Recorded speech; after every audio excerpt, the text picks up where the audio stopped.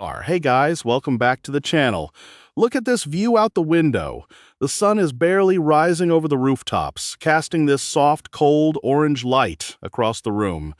I am standing here in my kitchen, holding a warm mug of coffee, feeling the steam touch my face. R. Honestly, today did not start the way I planned at all. I woke up at 5 in the morning, long before my alarm was supposed to go off. My body felt completely heavy, my eyes were dry, and my mind was already racing with a million different thoughts. R. But I told myself, get up, drag yourself out of bed, and just start moving. No filters today, no fancy editing tricks, no scripted perfection, just real life, exactly as it happens, minute by minute. R. So if you are sitting here with your morning tea or coffee right now, take a sip with me. Let us just sit together, let us talk, and let us go through this entire day side by side. The house is completely quiet right now. R. The streets outside are still sleepy, with only a few early cars passing by every now and then. The air inside the room feels crisp and cold. I love this time of day, but at the same time it makes you think a lot. R. You know those mornings where your brain immediately fills up with endless pressure as soon as you open your eyes? That was me today.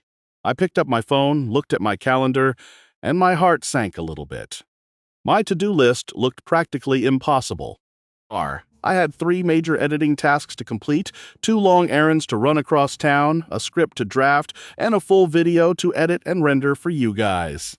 I thought to myself, okay, if I just stick strictly to my routine, if I follow every single minute without breaking, I can pull this off. I can fix everything, hit every deadline, and feel like I conquered my life today. But as you know, life always has other plans, does it not? Let us step over to the stove for a second. I am going to make some quick breakfast. Nothing fancy at all today, just 2 simple eggs, a little bit of butter, and a thick piece of toasted bread. Listen to that butter sizzling in the hot pan. That tiny sound is honestly so comforting to me on a cold morning. Cooking simple food early in the day is usually the only thing that keeps me grounded when my mind is frantic. While the eggs are slowly frying, I lean against the kitchen counter and look out the window. Down on the street, a stray dog is slowly walking along the sidewalk, trailing behind a street cleaner, looking completely unbothered by the world. I wish I could be that relaxed right now. My pulse feels a little too fast, just thinking about the mountain of work waiting on my desk. I take a slow, deep breath in through my nose, hold it for a second, and let it out. Everything is going to be fine, right? That is what I keep telling myself anyway. I carry my plate over to my small wooden dining table in the corner. The eggs are a little bit overcooked, as usual, because I got distracted staring at my phone screen, but that is totally fine. Perfection is exhausting anyway.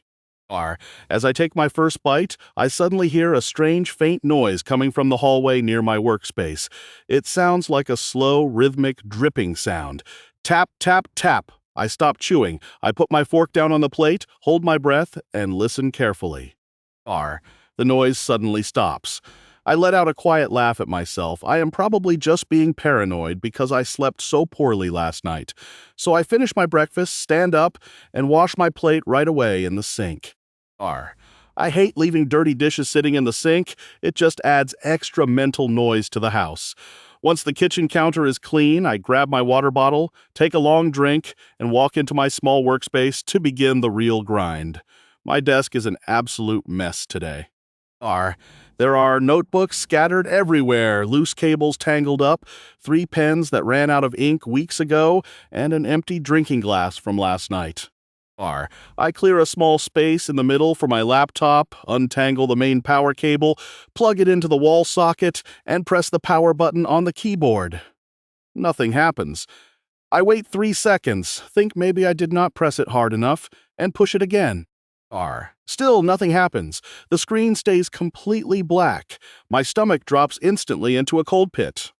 You know that sudden, sickening feeling of panic that hits you right in the stomach when tech fails? That was me, right in that exact second. R. I check the wall outlet, make sure the switch is turned on. It is on. I check the connection port on the side of the laptop. It is firmly plugged in. Then I pick up the heavy black power brick attached to the cord, and that is when I smell it. R. A sharp, bitter, burnt plastic smell coming directly from the adapter. My main charger is completely fried, short-circuited, dead. I slowly sit back down in my chair and just stare at the dark, lifeless screen. R. My entire life, my entire schedule for today was sitting right inside that computer. My video files, my script notes, my working files, my email contacts, everything I needed to accomplish before tonight. My biggest deadline of the week is due in just a few hours. R. If I cannot get this laptop turned on, I cannot do a single piece of work. For 5 full minutes, I just sit there in absolute silence and pure frustration. R. I feel this intense urge to slam my hands on the desk, but I force myself to remain still because I know throwing a tantrum will not fix a single circuit inside that adapter. I take another deep breath, close my eyes, and try to process the situation logically. R. This is precisely what happens when you try to micromanage every second of your life. You build this rigid routine, think you are in control of everything, and then one tiny piece of plastic burns out, causing your whole carefully built day to crumble to pieces. R.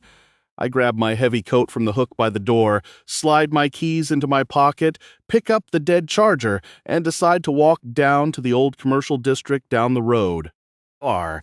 I have no idea if any of the small local repair shops will have the exact high-voltage adapter for my specific laptop model, but staying in my apartment, staring at a dead screen is obviously not going to solve anything. R. As I push open the heavy front door of my building and step outside, the morning sunlight hits my eyes, bright and almost blinding. The quiet, peaceful atmosphere from an hour ago is completely gone now. The neighborhood has fully woken up. R. Delivery vans are backing into alleys, car horns are sounding in the distance, commuters are rushing fast toward the bus stop, and street vendors are shouting out prices for fresh produce. Everyone around me has a purpose, a destination, a place they need to be.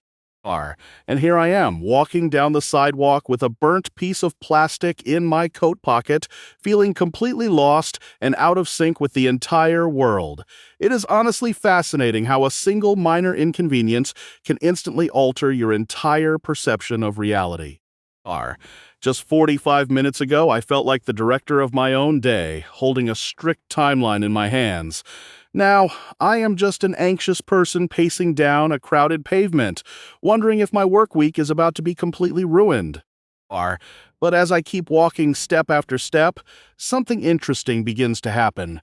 The fresh, crisp morning air steadily cools down the hot frustration inside my chest. I start actually looking at the people moving past me on the street. R. The young guy selling hot tea from a metal cart on the corner, steam rising high into the chilly air. An elderly woman carefully watering bright green potted plants on her small balcony. School children in uniform laughing and chasing each other toward the main road. R. None of them know about my dead computer charger, and none of them care. To the rest of the world, this is not a crisis at all. It is just another beautiful, ordinary, sunny morning. That simple realization brings a strange, unexpected sense of relief to my mind. R. After walking for about 15 minutes, I finally arrive at the narrow street where all the small electronics repair shops are clustered together. R. Most of them are still locked behind heavy metal shutters, but near the end of the alley, I spot a small shop with its lights turned on. The painted sign above the narrow doorway is faded and peeling off, and the glass windows are covered in a thin layer of gray dust. R. I push the door open, causing a small metal bell above the frame to chime softly. Inside, the shop smells intensely of melted solder, old wires, cardboard boxes, and vintage plastic. R. Behind a cluttered wooden counter sits an elderly technician wearing heavy reading glasses resting right on the tip of his nose. He is holding a tiny screwdriver, carefully working on the internal board of an ancient desktop radio. R. He slowly looks up over his glasses, notices me standing there holding my burnt power brick, and gives me a small, calm nod. He asks me what the issue is. R. I start talking quickly, explaining my situation with a lot of urgency, telling him that I am on a terrible deadline, that my whole job depends on this computer, and that I need a solution immediately. The old man does not match my frantic energy at all. R. He slowly reaches out his hand, takes the burnt adapter from me, turns it over slowly in his palms, smells the plastic, and lets out a long, quiet sigh. He looks me right in the eye and tells me to slow down. He says, "Young man, sit down on that stool right there." R. Things break down in life so that we are forced to stop moving for a minute. If everything worked perfectly all the time, you would never take a second to look around you. R. Then he turns around, walks into a dark back room behind a curtain, and starts pulling down heavy plastic crates filled with hundreds of tangled cords, old transformers, and vintage electronics. R. I sit down on a low red plastic chair in the corner of his shop, placing my hands on my knees, watching him search through the mess. 5 minutes pass by in complete silence, except for the sound of plastic cables clinking against each other. Then 10 minutes pass. Then 15 minutes. My internal anxiety tries hard to creep back into my chest. Every single minute spent sitting on this plastic chair is a minute I am not editing, not writing, not being productive, not ticking items off my list. But because I have absolutely nothing else to do while waiting, I force myself to just observe the shop around me. There are dusty radios stacked from floor to ceiling, mechanical clocks with ticking brass pendulums, dismantled camera lenses, and wooden workbenches covered in tiny copper screws. It feels like time moves at a completely different, much slower speed inside this tiny room compared to the fast, frantic world outside on the main street. After nearly 20 minutes, the old technician finally steps back out from behind the curtain carrying a heavy black power brick attached to a thick black cable. He walks over to an outlet near my chair, plugs the adapter into the wall, and connects the connector tip into my laptop port on my lap. Instantly, a tiny indicator light on the side of my laptop turns a bright, solid amber color. The fan inside the laptop gives a quiet spin, and the charging icon appears on the screen. A massive wave of relief washes over my whole body, so strong and overwhelming that I almost burst out laughing right there in the shop. I reach into my pocket, pull out my wallet, and ask him how much money I owe him for the replacement cord. He states a price that is surprisingly low, far less than what a brand new charger would have cost at a major retail store in the mall. I quickly hand him the cash, tell him how deeply grateful I am for